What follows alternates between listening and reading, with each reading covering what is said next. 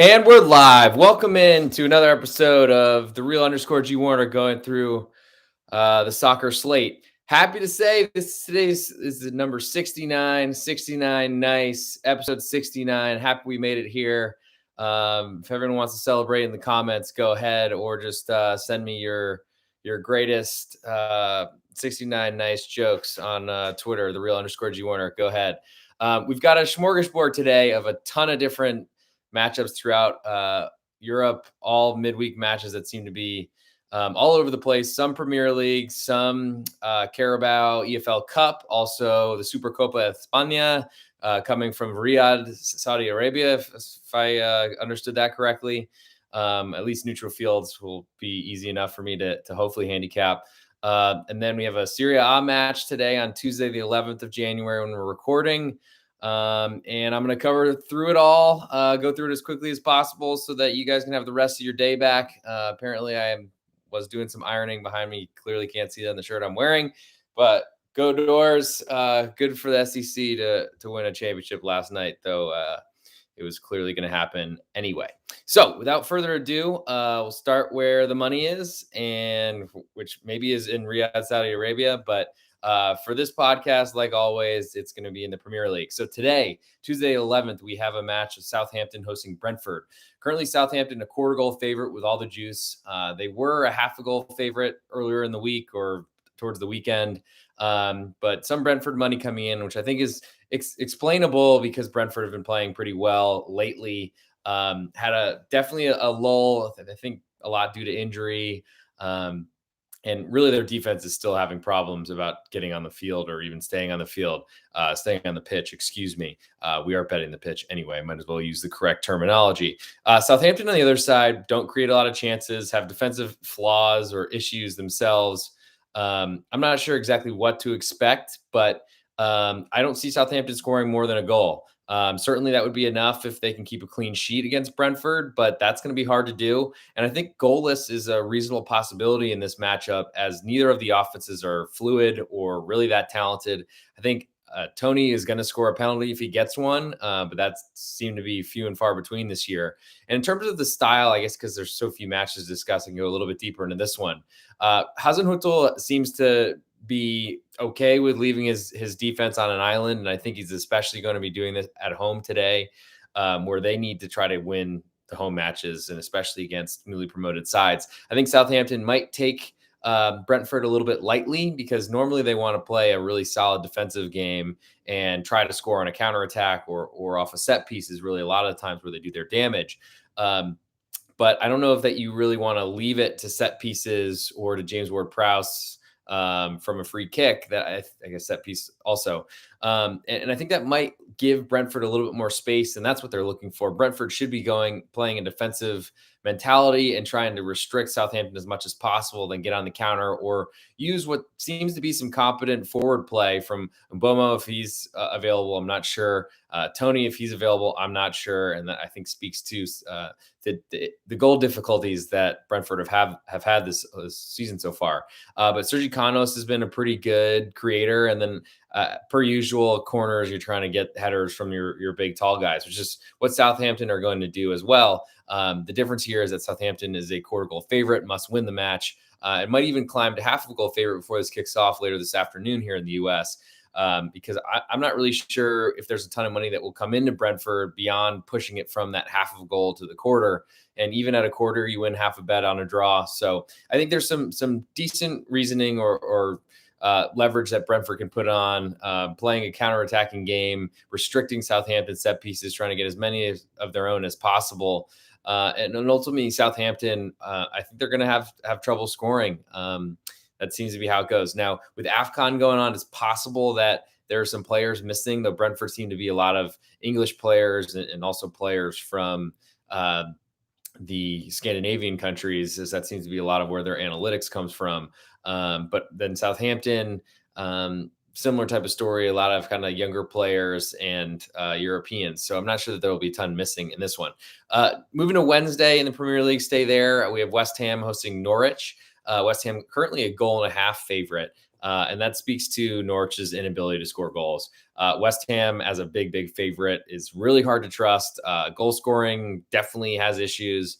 And defense has been struggling with health, and that's been a big problem for them against bigger clubs. But I don't really think that Norwich are going to put any pressure on that back line of West Ham beyond set pieces. They struggle so much to create in the run of play that ultimately West Ham, they have big bodies that are going to make it really hard for Norwich to get ahead or past them. And that's a big deal to really think about if you're looking as an underdog player myself, trying to figure out how to back Norwich in this matchup. And I think the way to do that is you think that they're going to restrict West Ham goal scoring, which I think is something that they can do, though their defense can be problematic from time to time, to say the least. But then they need to score. And then if they don't score themselves, that West Ham taking a lead, whether it's early or late, it's going to be a difficult scenario for Norwich to then be on the front foot, trying to get an equalizer, and ultimately leaving their pretty weak back line pretty open against a West Ham counterattack where they have a lot more depth. They can bring on substitutes that are a lot more talented. And it just seems like a Norwich play would be against the West Ham offense, not believing that they will score at home. They probably are more likely to get on the front foot as quickly as the game starts, especially playing the bottom team in the league, essentially. But I think it's ultimately playing Norwich and backing their defense, which can be problematic at times. There doesn't seem to be enough there for me to want to get involved. Staying in England, but moving to the League Cup. Looks like we have two matches this week after the Liverpool Arsenal first leg was postponed last week. Tottenham currently at Pick'em hosting Chelsea with more of the juice on the Chelsea side, and that's probably because of the pretty dominant effort that Chelsea put forth in the first leg. Took a 2-0 advantage here, which is a big deal. No road goals to worry about. Still not sure if that's a tiebreaker that matters, but since Tottenham didn't score, it didn't really matter or to even talk about. But Tottenham need two, which is saying something considering they are a pick'em. Not a lot of belief in that side. And ultimately, there are some big defensive challenges that happened in this first leg where unfortunately Tanganga came in for injured Eric Dyer and made a really bad mistake that led to the first goal, and then headed the ball off Ben Davis into his own net, which you could say was a mistake, but seems to be more about unlucky. Certainly wasn't a good thing. But basically those two mistakes, and that's how Chelsea scored twice, were in control of the game and were the only ones creating chances, but Chelsea didn't do much to score goals in that matchup. And so as a backer of Tottenham in that match, it felt pretty tough to take. But ultimately, once they were behind, Tottenham didn't do enough to create. Now, I think that speaks to Chelsea's defense still being solid, and maybe it was one of those things that we shouldn't underrate what they can do defensively. That seems to be what Tuchel has done with that team from the beginning. I think goal scoring is still a problem for Chelsea. The issue here for me is that Chelsea are more than okay with a 1-0 loss. Because they still advance. And that makes me have some interest for sure on Tottenham, being that they're going to play to try to win the match, obviously, but then need a lopsided win and just really trying to get the understanding in cup ties or second legs exactly what it will take to get a team through. And I think that sometimes will distract a little bit from how the game will go. And that's sometimes a good thing for bettors like myself, yourself, whoever's watching. At Pick'em, though, not a lot for me to do here. We'll see what happens where this number moves. It looks like, if anything, it's moving Chelsea as a favorite, which would interest me again to back Tottenham because they're going to need to win the match by multiple goals. Certainly some issues could come in with pushing forward for that second, but if they already have a lead, doesn't really put you in a ton of danger. Chelsea will need to win the match as the favorite. So we'll see what happens, but I guess my lean is to Tottenham as we speak.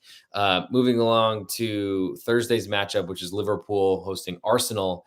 Not really sure what to say from the Liverpool front line, what that'll look like. And with COVID being the reason for them requesting the cancellation last week, Salah is just played with Egypt today in the AFCON, Africa Cup of Nations. Sadio Mane gone, I think, as well. So there's going to be some missing players from Liverpool. Certainly Aubameyang missing from Arsenal, but he hasn't played a meaningful minute or been included in the team in what feels like a month. So that's a pretty good situation. And Liverpool currently a half a goal favorite. All the juice on Arsenal, but ultimately it seems a little bit higher than I would have expected. And maybe we'll fall down to that quarter number, which is more where I was projecting it. And certainly the crowd at Anfield won't be taking the match off because it's a big deal for them. I think that this is the semifinal round of the League Cup. So crowd should be into it. Anfield should be rocking. But Arsenal, you got to credit for them for how they've played. Definitely didn't have a really good time with Liverpool the last time these two matched up, I believe, at Anfield. Arsenal were in a decent position for sitting back and trying to counterattack and just weren't really able to do much on the break. Liverpool got a couple of goals and then it got really ugly and out of hand. But ultimately, the Salah, Mane front line are not there. They're gone. And that they basically play every match, even meaningless ones in Champions League. That Salah is still out there, which is crazy to me. But that's how Klopp does it and plays his best team always, which is, I guess, somewhat commendable, but doesn't seem to be the greatest strategy. And that's how you lose Diogo Jota for months last season. But he should file into the front line alongside Firmino, who looks a little bit healthier.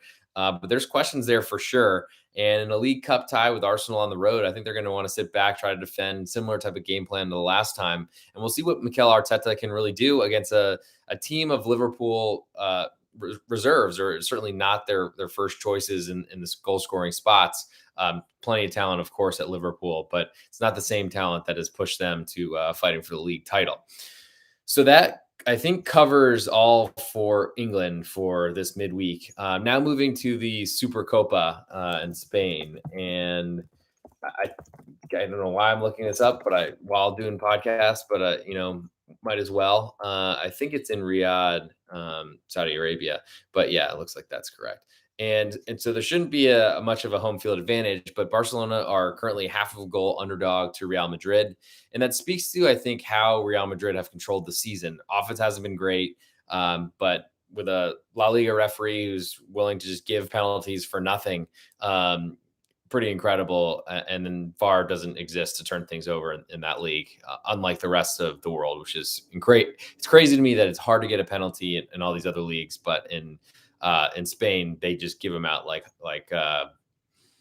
churros. I guess that's more Mexican. They give it out like tapas is probably the better Spanish reference.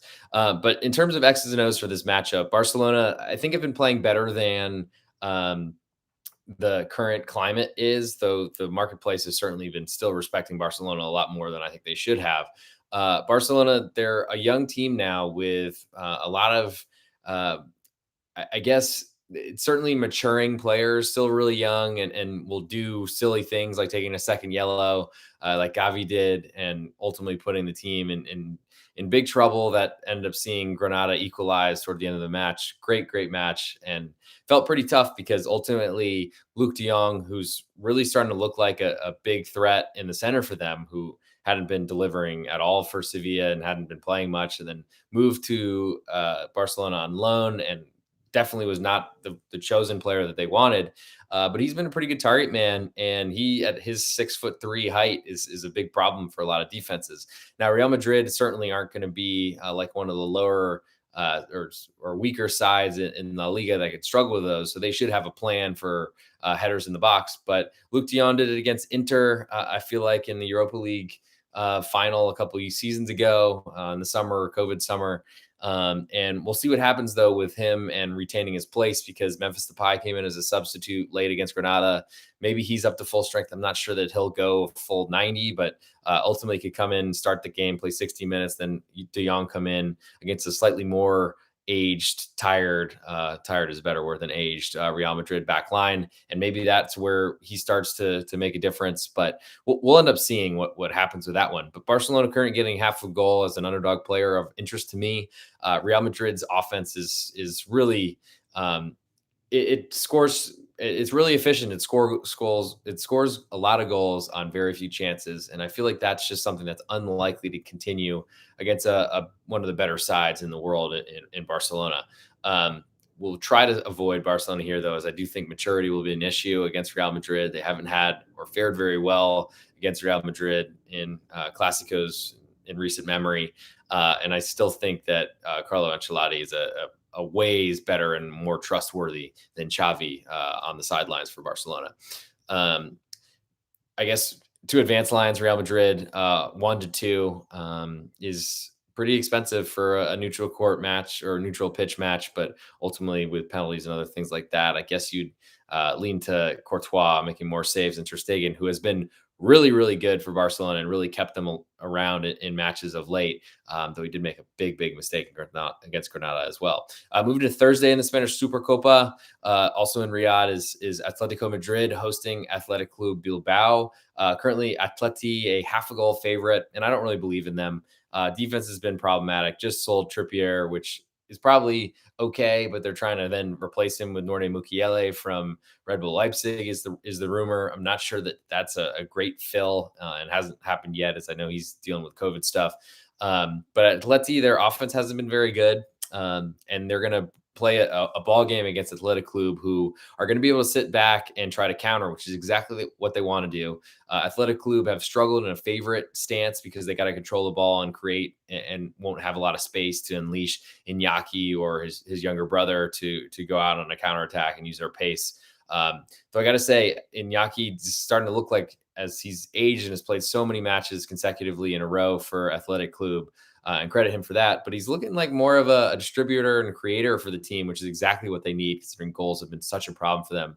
And Oyed Sanset has been really good. I feel like the Athletic Club kind of young youth is a lot better than a lot of people give them credit for, especially in the marketplace. And they're a really great underdog and really a great team to bet, as you want to be against them as a favorite and want to be on them as an underdog. I think playing in a neutral venue, far away on a different continent, I think they're a position that I want to take, and we'll be looking hard to go against them against Atletico Madrid, because Atleti and Simeone doesn't seem to have the same defense, and their offense is never really much to write home about. So I'm interested in Athletic Club getting that half of a goal. In terms of the two advanced lines, Atletico Madrid are a little bit more likely to advance based on the numbers, but which doesn't really align exactly to the Asian handicap or the goal spreads. But I guess it's some food for thought. Wouldn't be shocked to see both the underdogs move through, or at least one of them. Moving to Serie A, we have one match today. We have Cagliari hosting Bologna. It looks like a rescheduled match that was postponed or delayed due to COVID. Cagliari currently a pick'em at home with all the juice on Bologna on the road. So maybe that climbs a quarter of a goal favorite on Bologna. Not really much to say about Bologna other than their offense goes as Arnautovic goes. If he's not available for this matchup, that would make me be interested in Cagliari, who came back from behind and upset Sampdoria, which was a pretty big surprise considering Cagliari have been so poor this year, haven't been able to score goals, and that doesn't really make me feel like that's going to change too much playing a Tuesday match. And we'll see what the crowds look like in Italy, as I know that they've been cracking down a lot more than Spain and certainly England have as well. Lean the home dog, certainly, though, if that continues to climb. So that takes us through the Premier League. We have the EFL Cup, Spanish Supercopa, and Serie A from the midweek. There's no Bundesliga, no Liga stuff that I know that are going on. But last thing I can go through is probably the AFCON. And we have Sudan hosting, or I guess it's all neutral because it's in Cameroon, but Sudan as a quarter goal underdog to Guinea-Bissau. And forgive me if I didn't pronounce that right, but I don't have a lot of insight into Sudan nor Guinea. But I will say that Guinea-Bissau or Bissau seems to be the weaker of the two Guinean nations. I know Guinea was a pretty big favorite yesterday. So I am watching these and trying to stay as in touch with them as possible. Pretty disappointing performance by Egypt today, but probably will be sitting this one out at least until I find something of serious interest, maybe in the second or third legs of the group play. But definitely something I want to watch for in the knockouts. I think that will be interesting and certainly something cool to watch that I haven't really dove into before. So that is the 69th nice episode. Easy for me to say. Thank you all for joining. I'm the real_G Warner on Twitter. Hit me there if you got any questions or want to go through anything further. Always open for DMs and stuff as well too. Thanks for joining. Talk to you guys soon.